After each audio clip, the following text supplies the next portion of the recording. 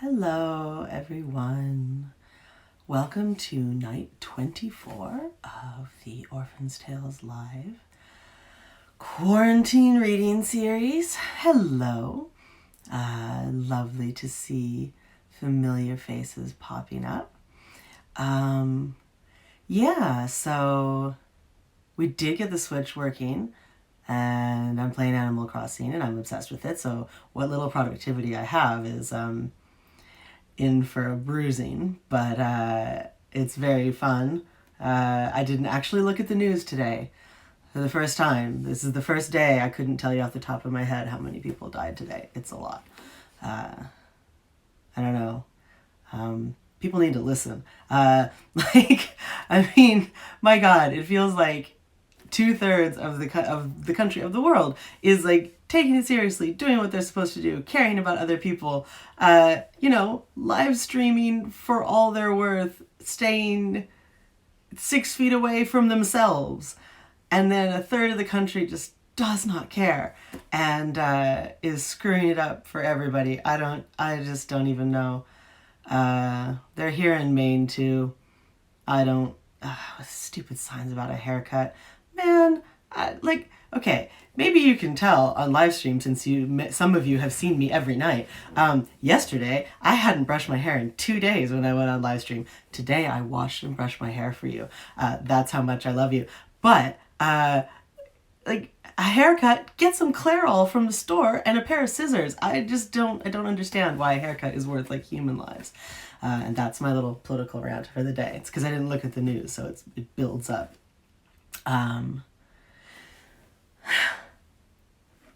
Further into magic, into the nice lands. Look, there's protests. Thank you. My hair looks great in this light because you can't see my roots.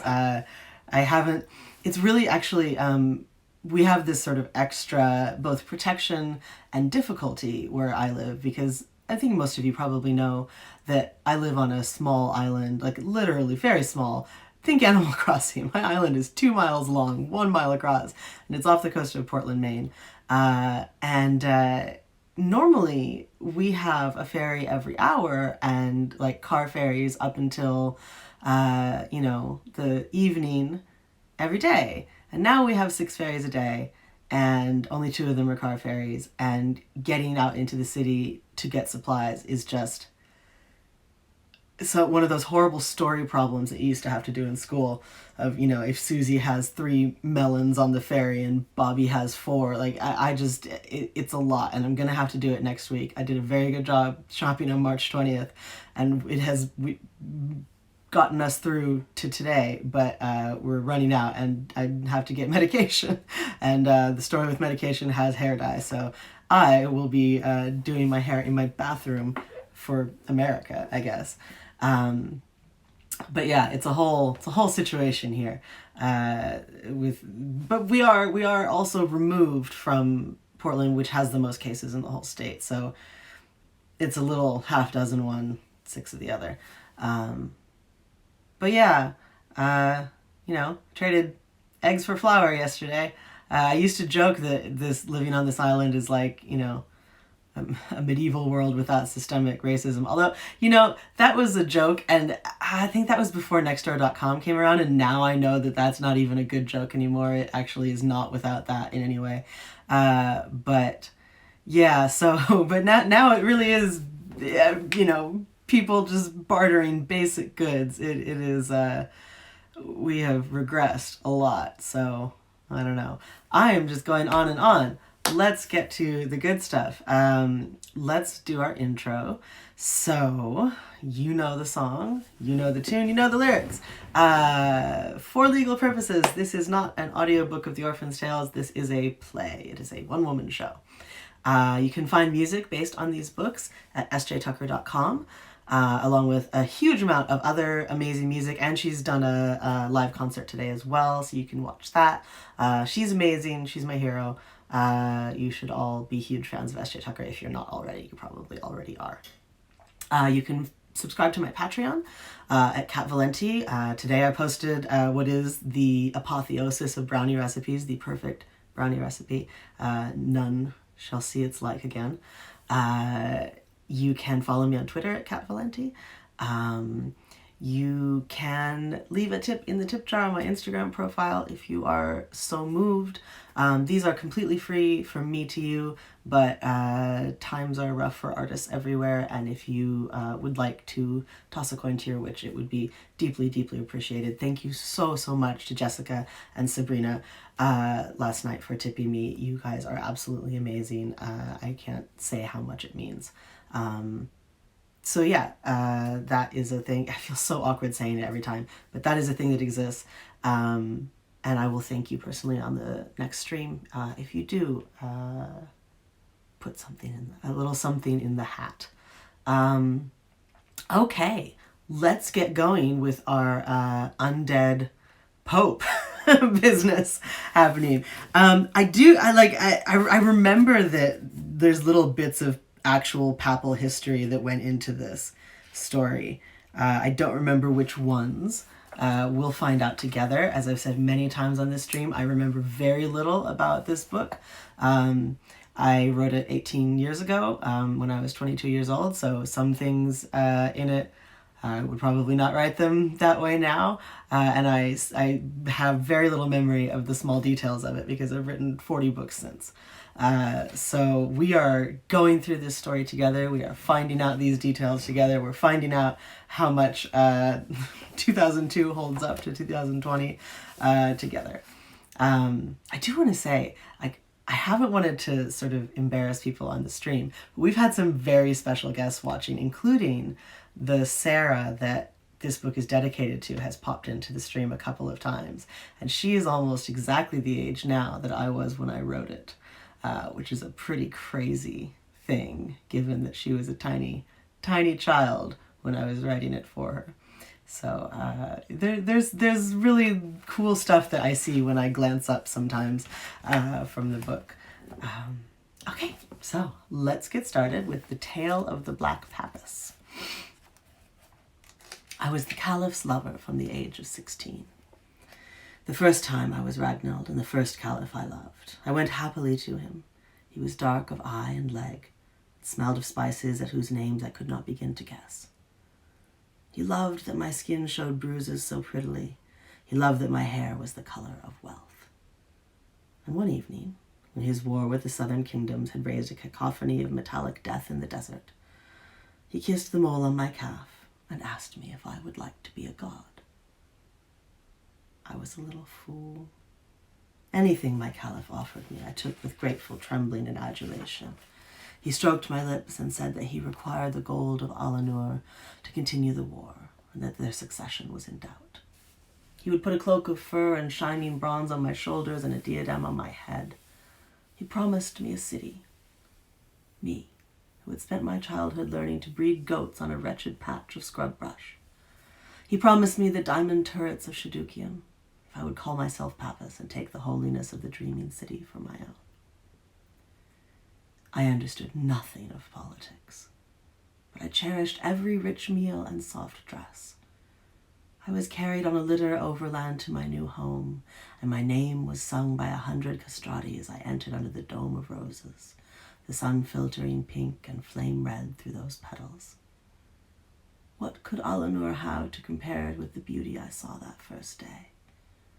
I was closed into a house grander than a palace, took my vows dizzy with sweet black wine. I made my mark on requisitions to be filled by the Caliph's men at Alanur, on conscriptions and taxations. My hands ached every night. I knew nothing of the city whose riches I was allocating, or whether the requests were acknowledged. I simply knew the days of rustling paper and the nights when the Caliph would return from the capital and press his face into my neck. Until the day that I was told there was another Pappus, that she had made some great sacrifice for the 12 towers. Little did I know she had damned herself for a hat and a sword. She called me apostate, they said. She called me the Black Pappus, and even now led a great grim-grieved army to my beautiful new home. I wept and begged to be allowed to see my lover, desperate to be hidden away from this avenging demon. I knew nothing of the papacy. I was only a child scribbling on scraps of paper. What would this beast do to me who was born to it? who fought to possess the title I wore as lightly as a sparkling brooch on festival day. But the Caliph had gone. His little gambit failed. He could not beat back the New Gifron's army and continue to hold the desert line. He'd abandoned me in my filigreed palace, with only the piles of my ignored proclamations to guard me. I do not now believe he was ever serious about obtaining the papacy. He was not a serious man.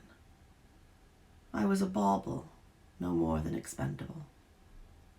If I could hold my chair, so be it. If I lost it, the cost of the throne was less than that of a modest feast. I cowered in my antechamber, ill with terror, rocking back and forth while my hair fell out in my hands. Every creak of the floor seized my heart in its fist and wrenched cries from my lips. I did not eat. I slept, clutching a knife. I fancied that I could hear the ivory trumpets of the Nurian horde each day at dawn, and before my eyes at nightfall was the unchangeable image of their slavering faces. Everyone knew that strange beasts lived in the anointed city. Their grotesqueries floated through my dreams, leaving furrows in my flesh. When I had been told that the army, the Draghi Celesti, words I could barely pronounce, were encamped but a day's march from the city gates, a boy came to me. He found me quivering behind the dais and stroked my hair as though I was his lost daughter. Yet he was no more than a child, ruddy-faced and ruddy-haired. "What if I told you," he crooned, "that you could survive this?" I stared like a wounded fawn at his pink cheeks. "Surely you don't mean to be my protector, do you? You're no more than an oversized house cat. The Papists will kill me and bathe in my blood. It's what they do, you know."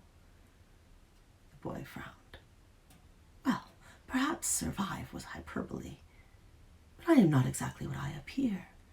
Bodies, you see, are cheap as daffodils at a spring market. This boy died of a fever not more than a week past, and I enjoy being a child. My name is Marsili. I traffic in the dead, in vacant flesh. I cannot technically save you from what the turncoat Papists will commit upon your pretty limbs, but I can keep your spirit safe until the world's wheel turns again, and you might have a chance for vengeance. Or to live a nameless life among goats, if that is your preference.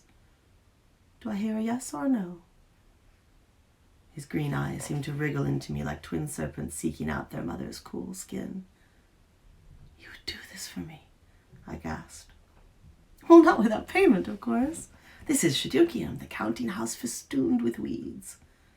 What cannot be bought here, what cannot be sold for a handful of copper and silver, a palm piled with blue gems, what cannot be had if the having is worth the cost? Every divinity and perversion is hung up with leather straps in our markets, like dead geese in winter. The toes of these myriad desires pointing heavenwards, washed in haggling shouts and desperate cries. This place has always been my home. There is nothing that I need it cannot provide. Every day a sweet-faced youth dies for the love of a rich girl, or starves having gambled his few coins on a foot race. And when they have gone, the beautiful bodies are mine to wear like new pressed shirts. What I ask of you is so small compared to the magic I can perform. There has never been a greater practitioner of the dead arts than I."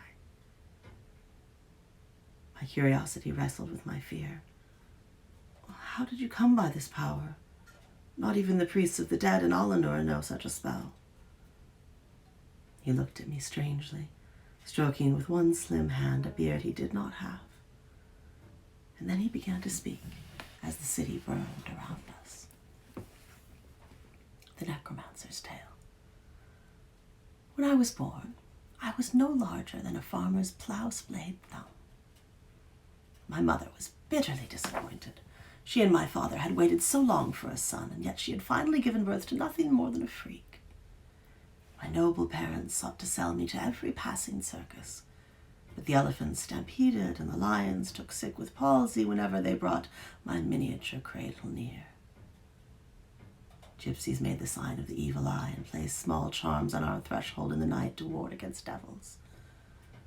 Neither towers nor temples would take me. What kind of cleric would I make? one who could never hope to grip a quill.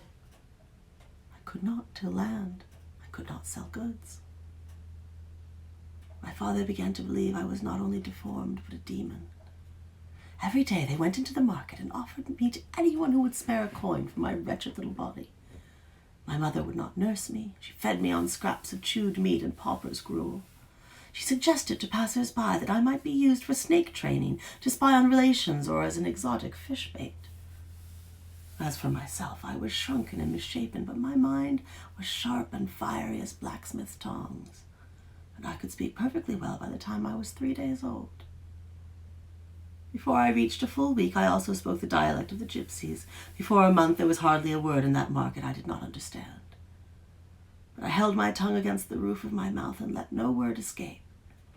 If my mother knew, it would only drive up her price, and I wished her no profit. Finally, when I was 20 weeks of age and had not grown at all, a buyer appeared. He was very tall, thin as a length of paper.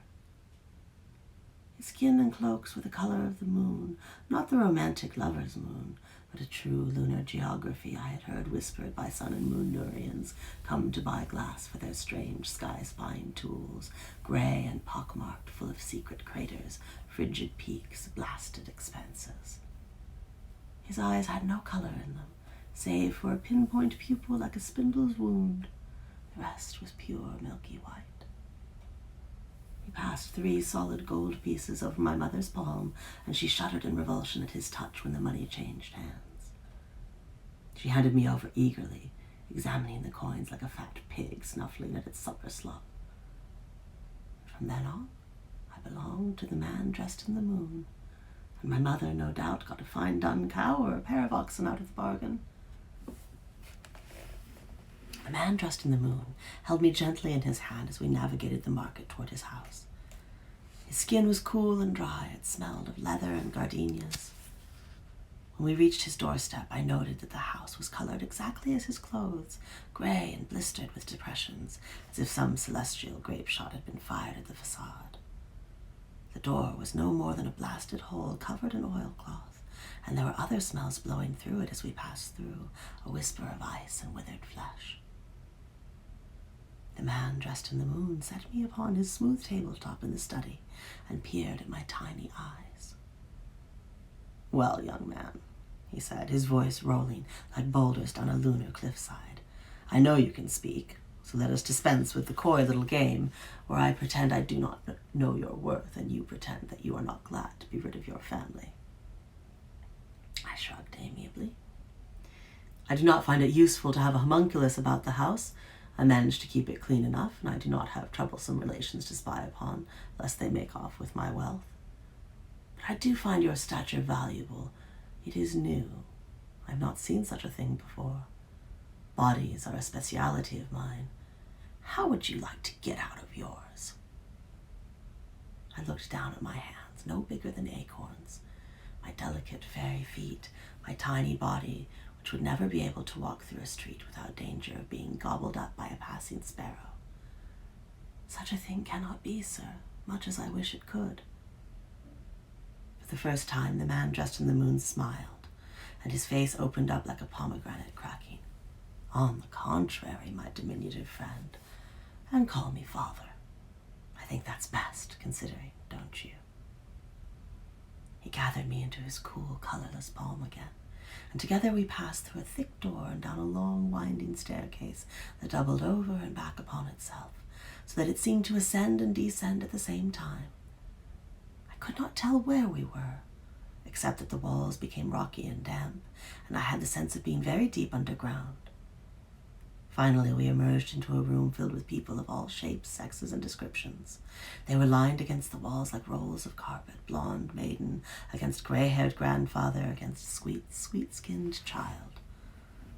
In and among the human beauties were strange creatures, basilisks and lucrata and monopods with their single huge twisted feet jutting awkwardly into the freezing air, for the room was chill as a witch's heart, and frost spackled the ceiling. Their eyes were serenely shut. The man dressed in the moon gestured expansively at his collection. "Choose. Every possible combination of features is represented here. Will you have breasts or a beard? Will you have the dark skin of an Eastern prince? Will you have a child's slender arms? All you must do is give up that wretched little form, and I will dress you in a new one, sewn up as tightly as a bride's bodice. It is no more effort to me than shifting a lamp from one table to another. We must simply kill you. Snuff out your little breath and all will be well. Let me tell you how it's done. And here we have a spectacular illustration, so I'm going to leave it up here so you can get a really good look. It is something else.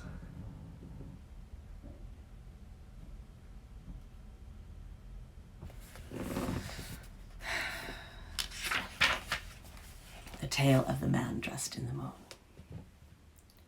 My people have always had rights over the bodies of humans. We were born when the first rays of Mother Moon glided over the surface of the first ocean's face. From the primal water the Yi rose, and we suckled at the rim of the moon, which in those days touched the sea and churned the salt waves beneath. Moon taught us how to die. We had to learn it by rote and practice. It is not an easy thing for us. The others, the sun children, die so naturally and gracefully. For us, it is like solving a difficult equation without pen or paper. Moon taught us that it was our right to take the bodies of the dead. We were hers, and just as the night was her province, the cold and the dead were ours. It was her gift to us, you understand, so that we could taste every kind of life, from the meanest to the most exalted. All the secrets of bloodless flesh she showed to us in the first days of the world. She showed us it was possible to swim through bodies as a fish through coral. Death clears a place for us. But one cannot swim through a living sea. The swimmer and the water must be equally mortified. So in order to pass from fish to fish, we had to learn to die. The first of us did not succeed. They went under the waves and breathed easily, instinctively. They went into the fire and became incandescent. They dove from the high cliffs, and their shoulder blades unfolded into wings like origami breaking. They cut open their veins with bone knives and found themselves only lightened and made translucent as diamonds by the lack of blood. We began to despair. The sun children were prodigies. They died easily all around us like daisies in winter.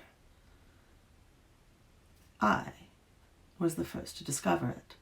I sat beneath Moon with my mouth on her icy fingers, considering the problem. It seemed to me that we were a race of suicides. It was only our own bodies we flagellated, our own skin we removed like clothing. If instead we helped each other into death, if we made of it a sacrament, perhaps we could manage the feat.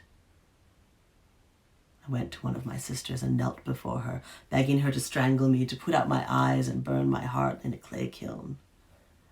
My theory babbled out of me like a brook flooding down a mountain, so eager was I to become the first of my people to master the art of death.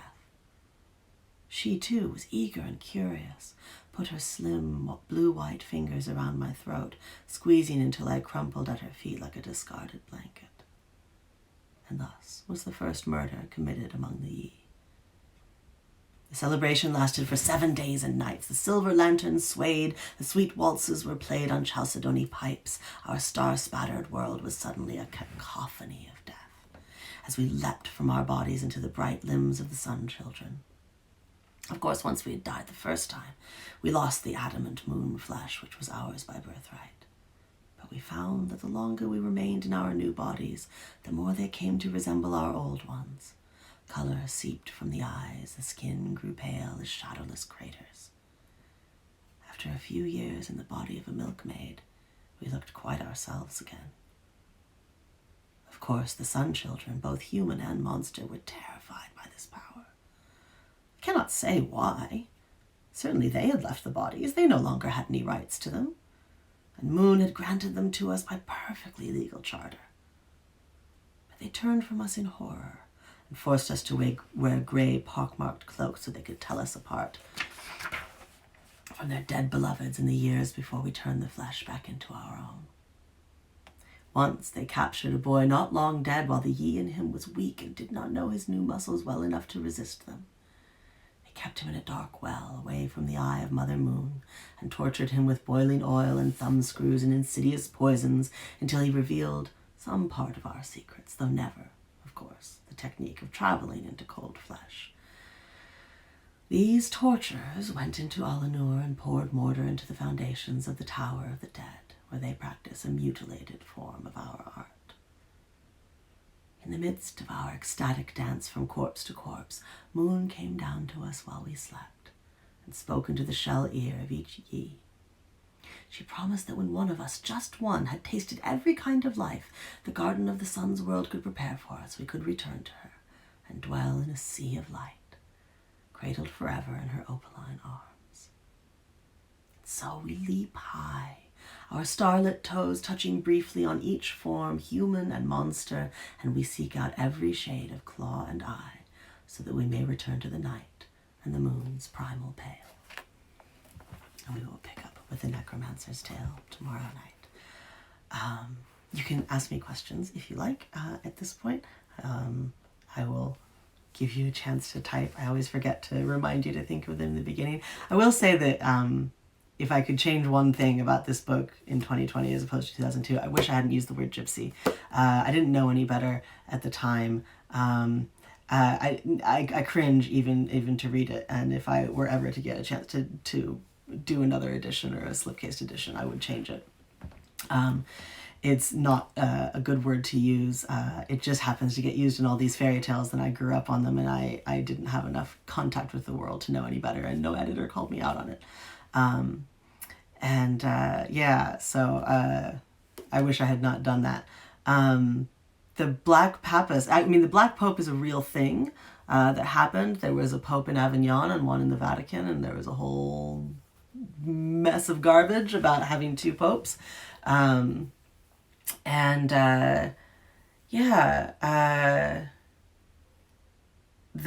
kind of Vorpret-y for those of you who've read space opera, The Man Dressed in the Moon. Until I read that just now, I'd completely forgotten about him, even though it's one of my favorite bits, actually. So there's a lot of sort of early medieval history in the Orphan's tales, not just from Europe, but from all over the place. So I will definitely make note of it where I remember what I was referencing. I'm certain, because when I wrote this, I was fresh out of college with my degree in classics and my Greek specialty and my Byzantine Empire obsession.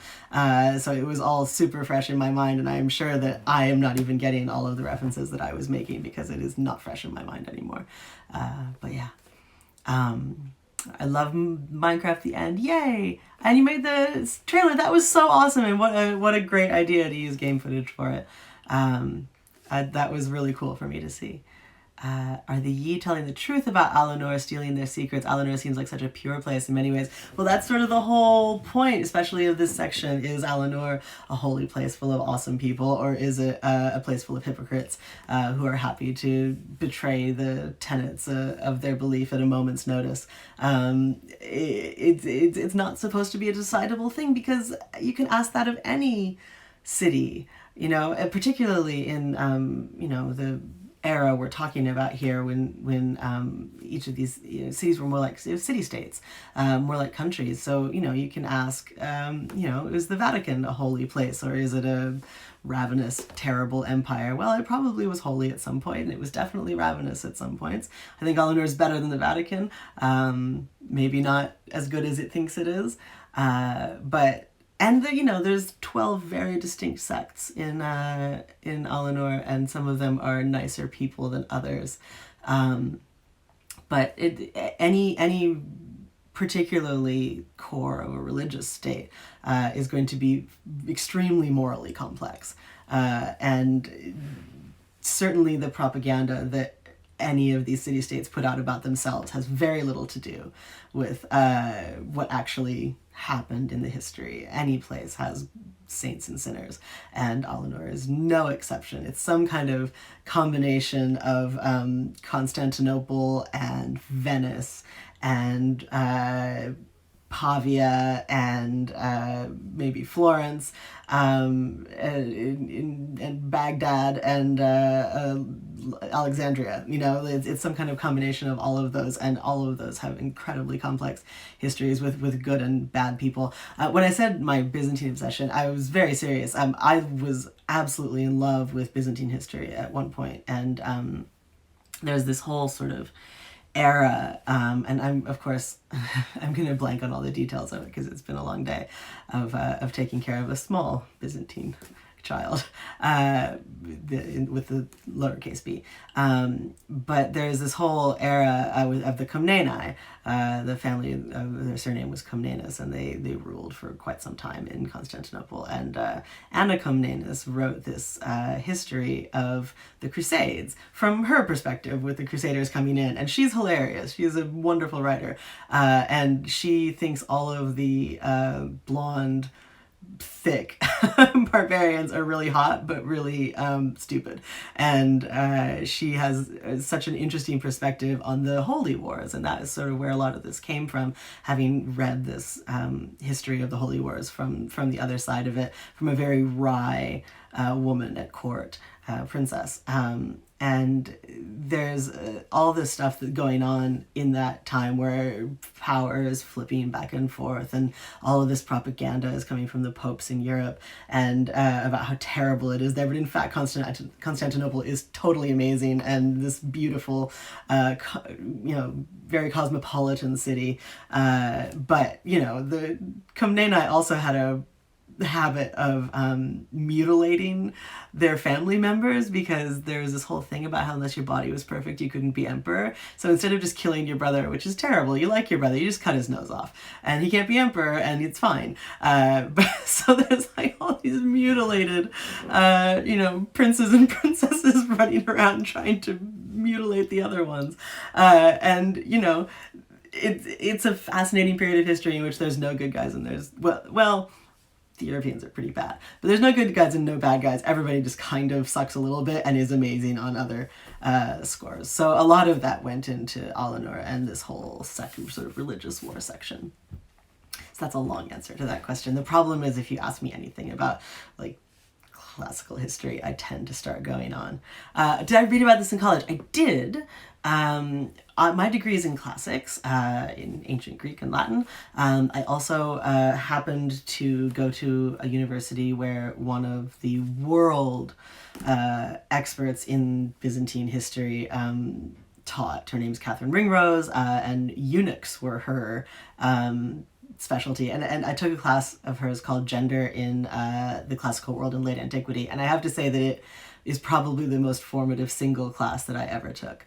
I was a very good little classicist with my Plato and my not hating any of those guys before I took her class, and it really turned my head around. But it also introduced me to kind of the wide variety of gender expression in the ancient world, which is just not something that people talk about ever. The idea that gender expression could be something that's more than binary gets treated as a modern idea, but it isn't at all.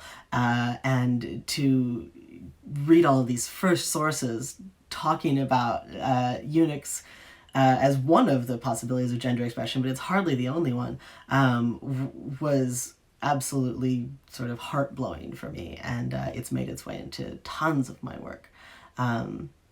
It's okay if you can't absorb the classics. I mean, like, they're kind of dry. But Greek itself is not dry. A lot of my cool little words in here that sound magical are Greek, because Greek sounds like magic.